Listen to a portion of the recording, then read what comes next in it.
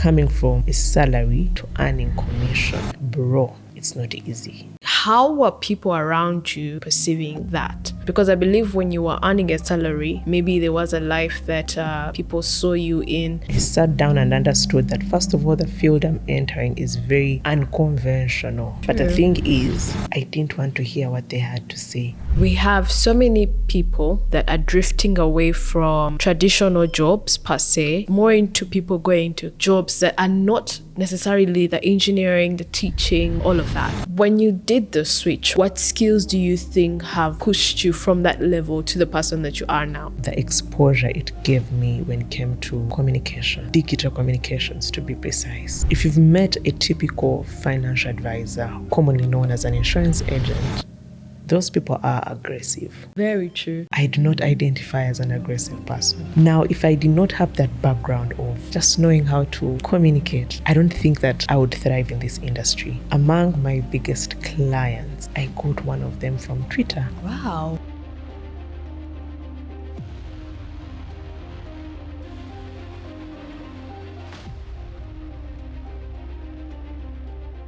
Hi, welcome back to GenZFinances, where we keep it real about money. So most financial advice feels a little bit too complicated, or it feels a bit out of reach for someone that's just starting out. But here at GenZFinances, we keep it real and speak to real people with real struggles and real problems that we can actually learn from.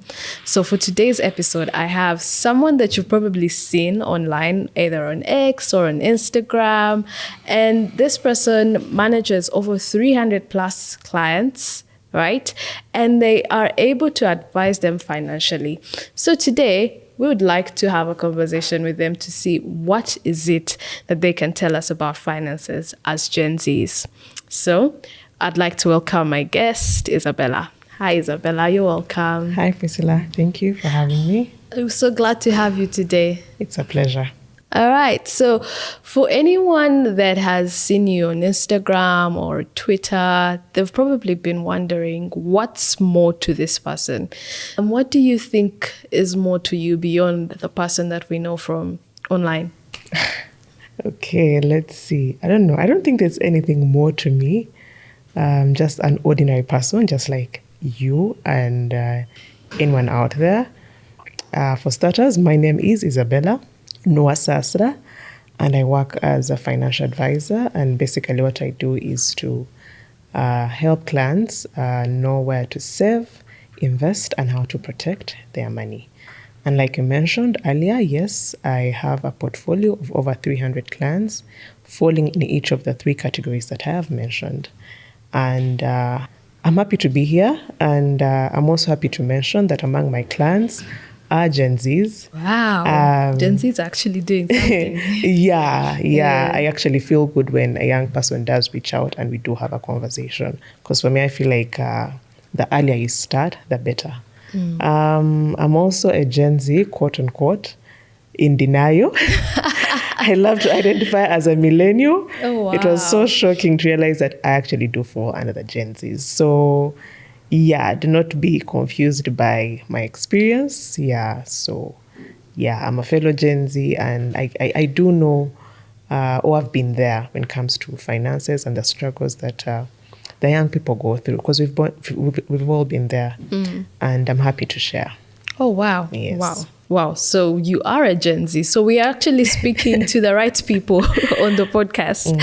So, like I said, we keep it real about money. And I believe there is someone out there that has seen you and said, I want to be like you, right? But before you became who you are, before the 300 plus clients, before the content, before everything, what's your story? Who are you? And what was before all of this? All of this. Yeah. Interesting. I think what I'll share is what I've not shared before online. And so for starters, yes. I remember there's an event I had gone to speak on, and there's a young lady that came to me and she told me, I've been following you on LinkedIn. And when I saw that you're going to be among the speakers of the day, I made sure I had to be here. In my head, I'm like, okay, why? Exactly. So Why? yeah, it makes sense when you say that. And Yeah. honestly, it's humbling. Yeah, it's very humbling to know that. Yeah, there's impact with what I do. Yeah. True. So who is Isabella before the Isabella that people know on X, Instagram, and TikTok, or wherever I happen to show face? Yeah. Um, Isabella, okay, let me start from where do I start before I joined the financial services industry? So previously, my background was in digital marketing or digital communications. That was initially my first job after campus. Wow. And I did that for 3 years. So after those 3 years, I remember we were hanging out with a few friends of mine that we had gone to school with. Yes. And I happened to share, I'm like, guys, I'm tired of my job. I want to leave. I just feel like I can't push it anymore. I want to leave. So 2 of them had been in the financial industry for 1 year, I think. So like, you know what? Given your character and who you are, we feel like you would thrive this side. Why don't you give it a shot? I'm like, okay, how does it work? They take me through. I'm like, I'll think about it. Yeah, I'll think about it. After that, I was on the fence about it. Because, when you're trying to transition or leave a job, sometimes you're not sure. You're like, will it work out? Will it not? But I just woke up one day and I was like, you know what? I'm tired of this. And I need to move. Yeah. So I take the step. Because each of them was working for different companies. It's one of them that insisted to join them. And I was like, you know what? Okay, let me give it a shot. Yeah. So that's 2023. 2023, I quit my job that I'd done for 3 years. And then I crossed over to the financial services industry. Wow. Yes. You've mentioned something that's very interesting. And I believe very many young people out there have actually gone through it. The position whereby you felt you were tired of your job, right? And then you had to go ahead and make the decision to actually quit. So let's talk about how was that job like? At what point did you finally feel like, you know what, I want to go out? Because I know very many young people that have left uni and gotten their first job, but they are not feeling well. They're not feeling as comfortable in those jobs. So how was it for you? And how did you even get the courage to be like, you know what, I'm going to quit my job. I'm going to quit my job. That's a good one. Yeah. So where do I start from? Where do I get the courage to quit? If there's one thing that you should take away from this conversation is that as long as you're still young, I feel like you have the liberty to do whatever you want with your life, as long as obviously it's in the right direction. You get? Sure. So for me, one of the things I looked at when I was leaving that job is, one, I'm still young and there's so much in me for me to just stay here. That's number one. The number two, I think my biggest trigger was, what more does this organization add to me? Or what future prospects do I see in this place? Wow. And how much more of myself is left to give to this place? There was not much left in me. You get? Yeah. Neither were there any prospects that I thought would be of any advantage to my career advancement. So for me, when I looked at that, I was like, okay, you know what? Okay, what's the next step? There was no next step. Yeah? But for me, those two things just made it easy for me to decide. Yeah? Now, that may not be the case for everyone. Yeah? But the things I had as advantages was, one, it's not that I had that much responsibilities that in case I quit, I'd obviously be in a dip. Yeah. So I was like, okay, if I quit, I just have to figure out how to do life after here. Yeah. So I quit and I joined the financial services industry. And I feel like our conversation might rotate around there. When you're going to join the financial services industry, one thing they'll tell you is that there is money. Okay. Hold on there. One thing they'll tell you is that there is money. Yeah. And do you think it's a misconception? I'm coming. Okay. Now, The one thing they don't tell you is that the start is never easy. Okay. You get. And for me personally, when I'm encouraging anyone to join this industry, I always highlight that the start won't be easy. Yeah. Because you're purely going to be earning commission. Okay. And that's commission on the clients that you Bring onboard. in. You understand? Yeah. It's crazy. That's what I can say for the start. Some people are lucky, yeah, but not everyone is lucky. So for me, the key point would be if you cross over to this side, you have to be very patient, very resilient. Yeah, the blows will blow, the lows will low. Yeah. But you have to be patient, you have to be resilient, and you just have to stay the course. So I joined the financial services industry 2023. I've left my job. Backstory, when I was informing one of my supervisors then that I was leaving, he's like, oh, first of all, I'm not surprised that you're leaving. I did anticipate it, which shocked me. But he's like, yeah, I didn't anticipate it. I'm like, okay. He's like, so why don't you stick around for the following month so that you get your salary? Yeah. Okay. Don't leave money on the table. But because I was tired, I was like, I just need to get out of this place. I understand You that. get. I just Very need many to people get out of this understand place. that. Yes. But I was like, okay, let me just stick around for that one salary. Little did he know that that was the only money I had. The money I had was the money that was taking me through that month. Yes. But then that salary that he told me to wait for is the money that ushered me into my other job. Yeah. Wow. Now, that's where everything unwraps for me. You understand? I entered this industry with a lot of ignorance, if I should say. As a young person. As a young person. It makes sense. Yeah. As a young person. You're just trying to do life. Yeah. You're like, let me figure this out. Like, I'm good at figuring things out. I'll figure it out. So I enter, how much did I have, my dear? It was about 600 because my salary used to be 618. That's the money I had. But I was like, I can't survive on that 618. I'll find clients. Where did the clients come? The reality sets Did in. the clients come? The reality sets in. Reality sets in. Wow. There's no money coming through. Time is going. The 600 is no The longer 600 is existence. You get? I can I'm imagine. like, okay, did I make the right decision? Did I make the right decision? I'm like, okay, but you already decided there's no going back. I'm like, okay, so what do we need to do? First is I needed to get licensed. So I enrolled for one of the classes that we do for you to be able to practice my kind of work. I didn't even have that money for my tuition, nothing. But I was like, you know what, God, I'm going to take a leap of faith and just take these classes. When time comes for paying, I don't know where that money is going to come from, but you will make a way. Wow. So I do my certification, I finish it. Time comes for exams. I did not have that money. Now that's one part of my story. I saw God come through because I remember we had exams at 11. By about 9 a.m. Yeah, I'd made peace with the fact that I did not have that money and I might not do those exams. Wow.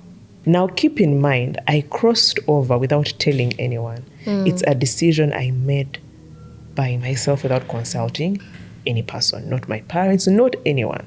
So I did not expect to rely on anyone. When you're making the decision to actually quit and move on to another area. So the attitude was, if I woke up and made this decision, I should not inconvenience anyone with any consequences it comes with.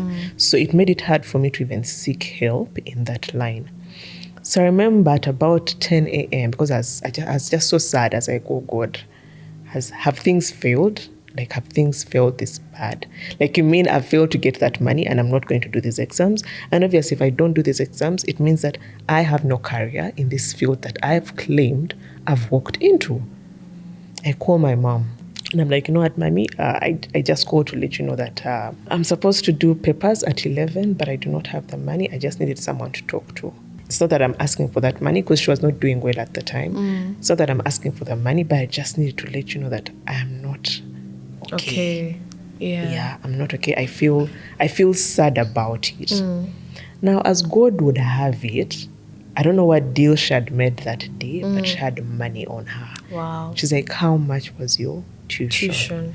She's like, if I put that money on mobile money, would you be able to do your exams? I'm like, yes. She sends the money. I think she sent me about 1 million. Some extra money. Because my tuition was about 800 something. Wow. I was like, yo, I could not believe what I was hearing. When I saw that message, I was like, no way.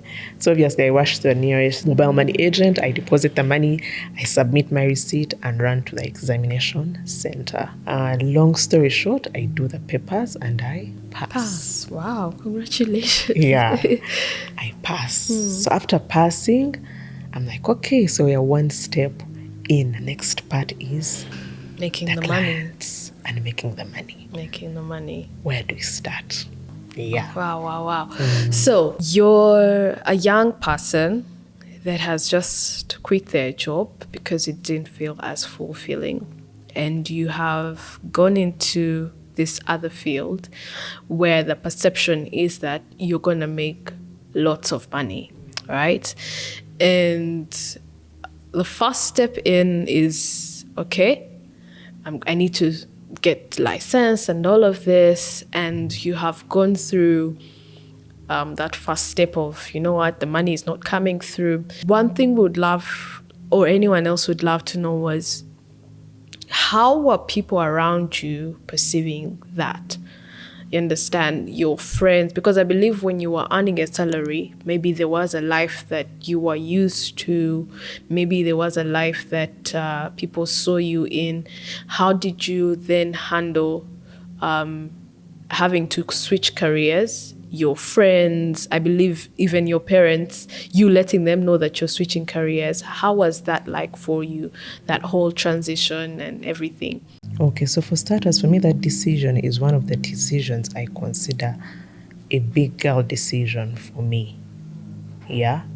Because it's one of those decisions I made for me. I sat down and understood that, first of all, the field I'm entering is very unconventional for my generation and even for my parents, because they never understood it. True. But the thing is, I didn't want to hear what they had to say, because I wanted to do it for myself. I wanted to try and fail, knowing that I chose this for myself and I did it for myself. If I fail, I have no one to blame. But if I make it, well and good. So their perception did not in any. I didn't want to hear it.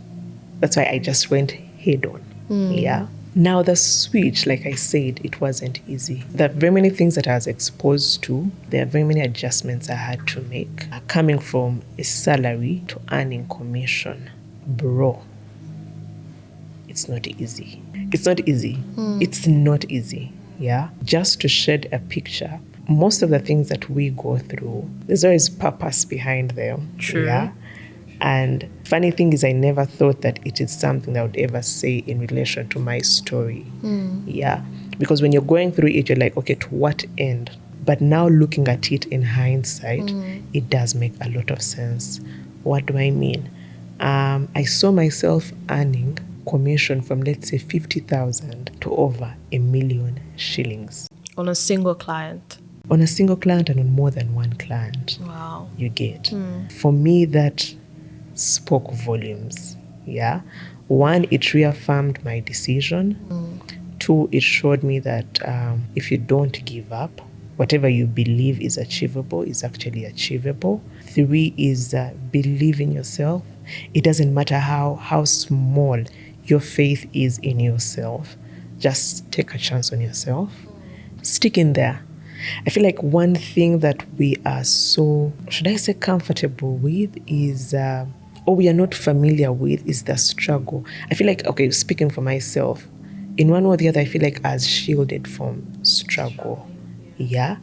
We grew up being told that obviously when you go to school, finish, you're going to make it. It's going to be an easy ride. It's not the case. It's not been the case.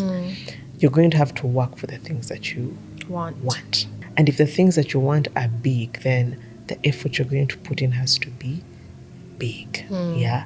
So the things that you want are going to stretch you they're going to stretch you. And that's what this job has done for me.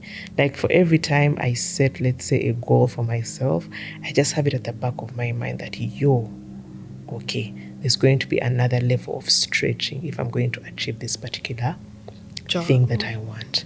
You understand? Yeah. That's for now what I can share on that transition. You've mentioned something about you doing an unconventional job, which I believe in these times that we live in, we have so many people that are drifting away from traditional jobs per se, traditional salary jobs, more into people going into career jobs, going into jobs that are not necessarily the engineering, the teaching, the all of that.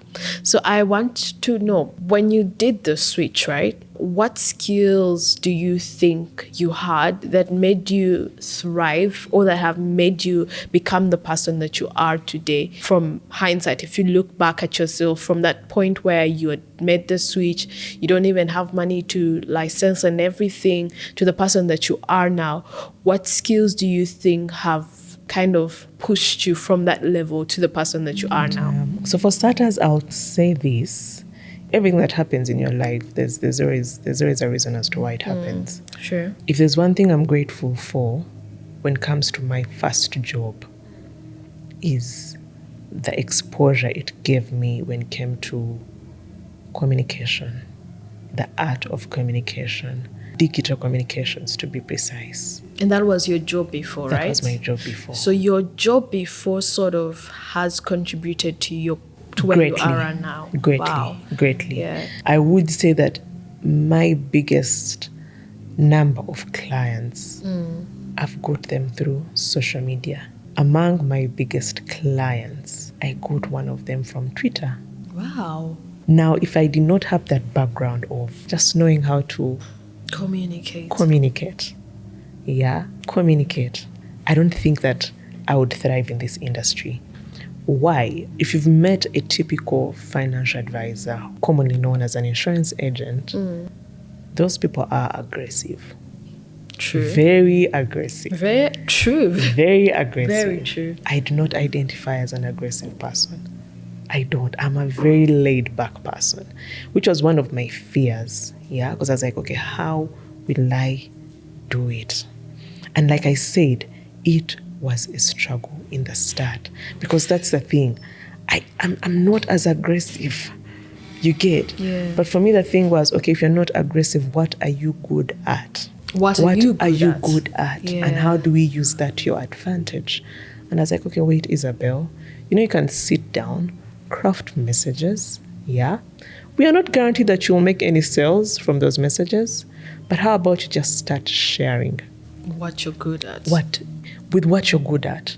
Now, to even add to that, I've never openly said this, but for me, I feel like social media pulled me out of a dark place. And I remember when I was writing those scripts, when I was writing those posts, I kept telling myself, I hope one day I look back and it has all paid off.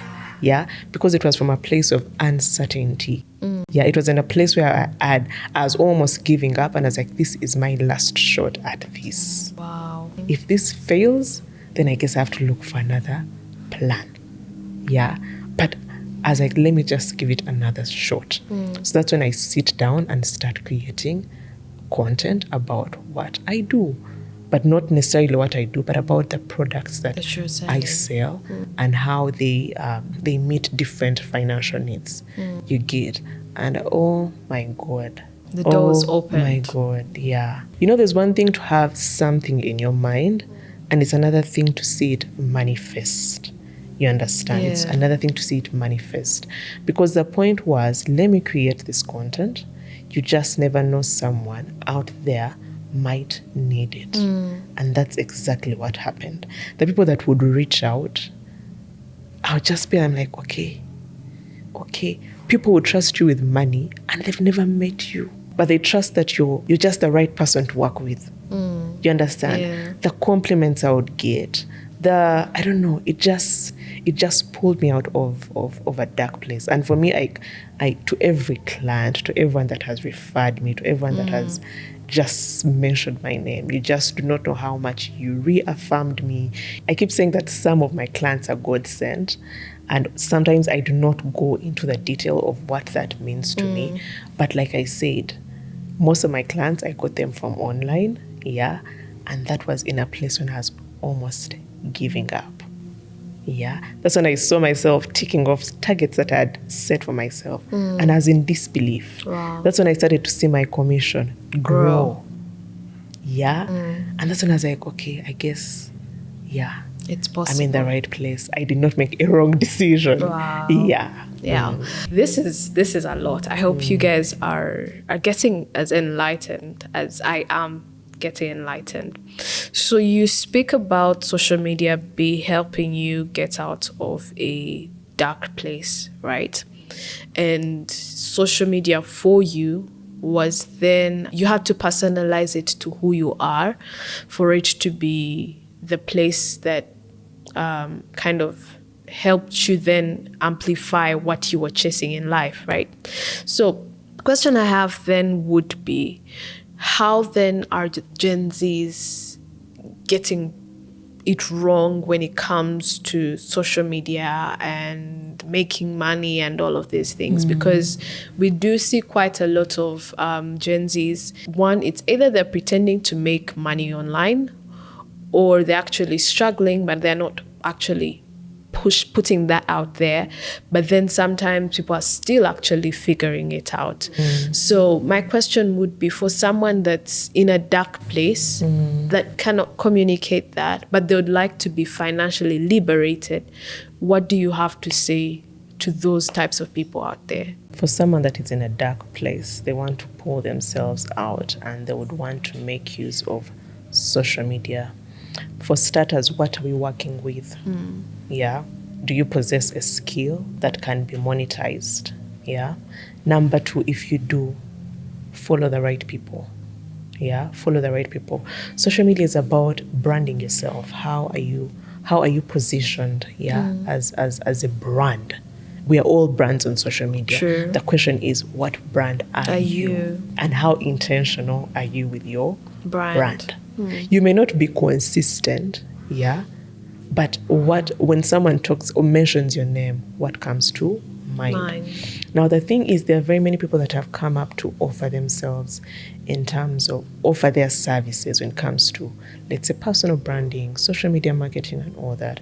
For example, I would love to mention one of my favorites, Victoria Nyanzi. Wow. Yeah, she's a personal branding, should I use guru? Yeah, she's good. She's doing good. really well. And I love that she freely shares her knowledge. Yeah. You understand? She's one of those people, whenever I slack, it's like I feel, I hear her in my ear telling me, Isabel, you're sleeping on the job. Yeah? So follow the right people. Like I said, if you can, just go online, look for Victoria Nyanzi. For someone that is starting out, go through her content. But that's after you first identified what your skill is. Because you have a skill that probably you want to leverage for better opportunities, for your own growth, personal growth, yeah? So then how best do we position yourself out there so that you're able to attract the opportunities that you want? So have a skill, follow the right people, and take the initiative.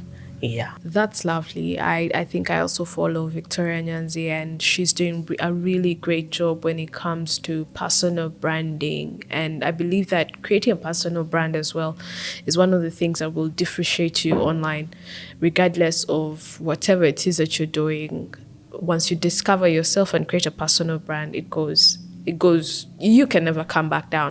So let's go into the monies.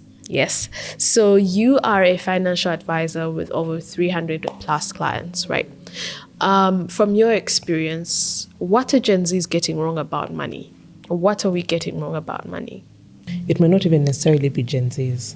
Oh, wow. Yeah. Why do I say so? Is that I've had an opportunity of working with people from all age groups, yeah? And you find that the challenges are recurrent, regardless of the age group. Understanding the basics of personal finance. Okay. Yeah, because money is personal. Yeah, but what are the basics? You understand? And the basics are, number one, for starters, for a Gen Z, I'm looking at someone who is just starting out. True. Number one, have an income. An income. Have an income. Income is leverage. Yeah. Anything outside an income won't make sense, because everything, personal finance or money, starts with an income. So number one, have an income. Yeah. Number two, have a budget. As simple as it sounds, it's very, very important that you have a budget. Yeah. A budget helps you know where your money is going. How much am I making? Where is it going? Yeah, it's like a roadmap. Without it, money will come, money will go, and you have zero accountability for it. Yeah, so have a budget. Number three, expose yourself to information regarding personal finance. Follow each and everyone talking about money. Trust me, there will always be one or two things you learn from them. I personally believe that you don't need to have a lot of money for you to be, for you to liberate yourself. Yeah, what do I mean? You just need to have the right information.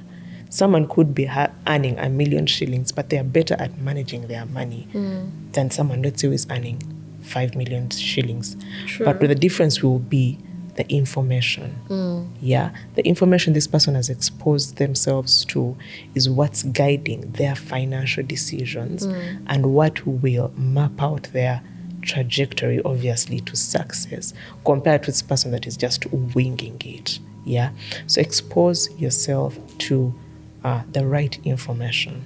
Then the other thing is start saving early. I know that right now we are all talking about investment. The investment conversation is hot. Yeah. But I keep saying this: you can't invest what you don't have. For everyone that is investing, they are investing money that they've saved over time. You understand? So save, yeah. Then obviously, with the right information and with the right advice, get to know where to keep your money. And lastly, protect your money. Find a way of protecting your money. And the only obviously to protect your money is with insurance. So it goes back to just the fundamentals of personal finance, understanding how to manage your money. Yeah. All right. So you've mentioned these, I would say, what Gen Zs are supposed to do. But like I said, the podcast is intended to sort of simplify these things for the Gen Zs, right? For example, when someone talks about investing in bonds and all of it, you'll find that whenever, let me say, someone that's just starting out looks at this, they're like, wait, you want me to buy 100 million bonds with which money? With which money? With which money do you expect me to invest in 100 million bond?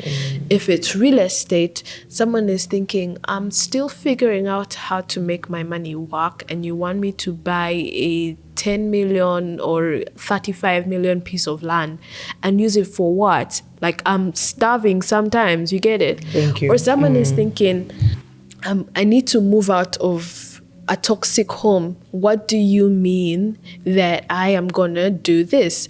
So that's the purpose of the podcast, to speak to people like that are going through real life challenges, right?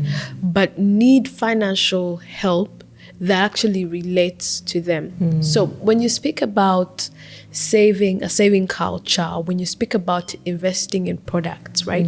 As someone that has worked with all sorts of clients, right? How do you then would say advise someone that's in that place, right?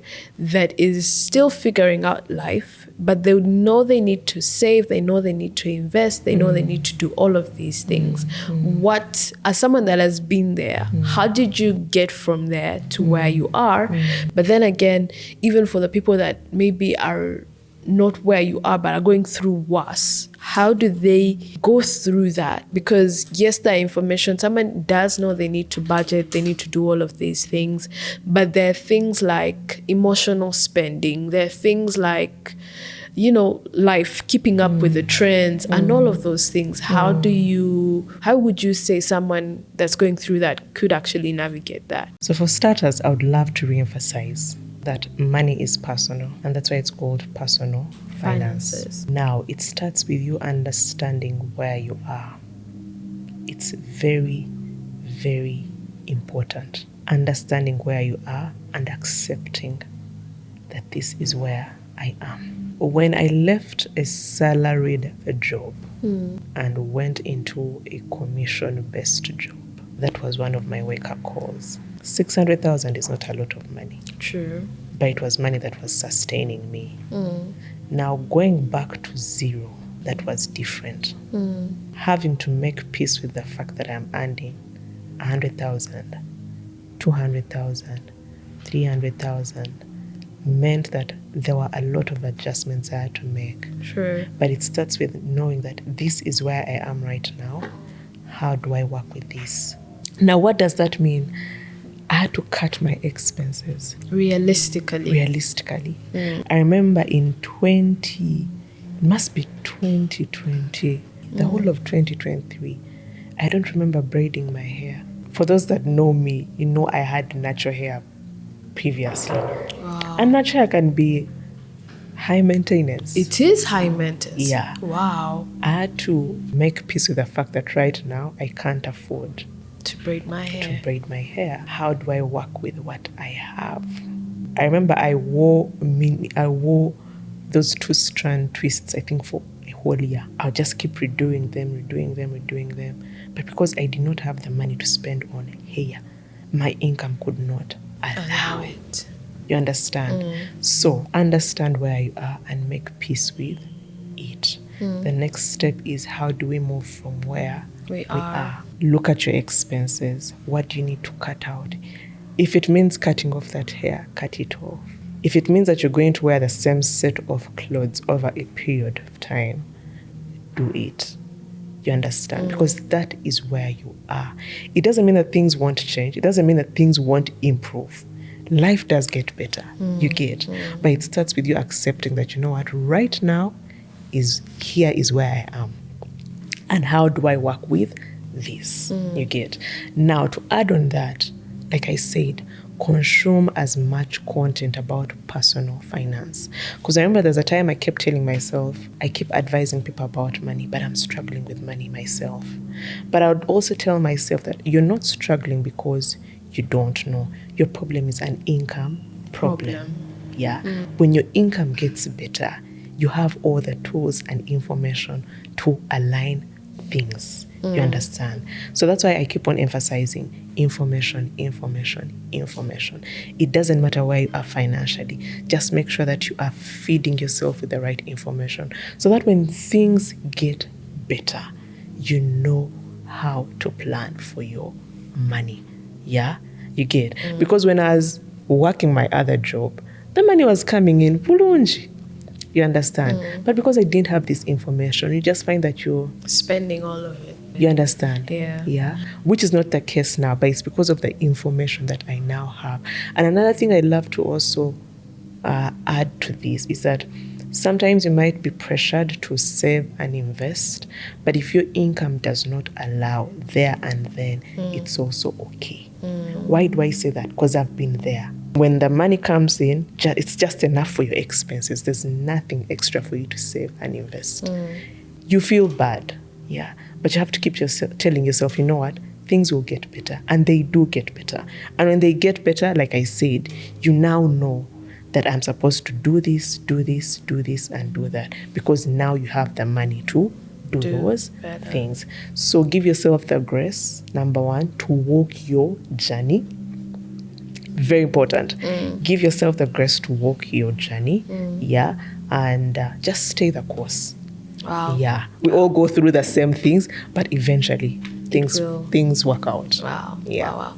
Thank you so much for joining us today. This has been one of the realest, and I believe we'll have more real conversations. Now, if you'd like to have Isabella come back and explain more, please comment down below and we'll be sure to bring her back so that you guys can ask her all the questions that you would love to ask her. Actually, they should leave the questions in the Yes, comment section, so that next time we just be running through. Exactly. Yeah. So, before we close this off, I would love for you to, one of the most asked question, of course, is always, what's the difference between a unit trust, a bond, and the bills, right?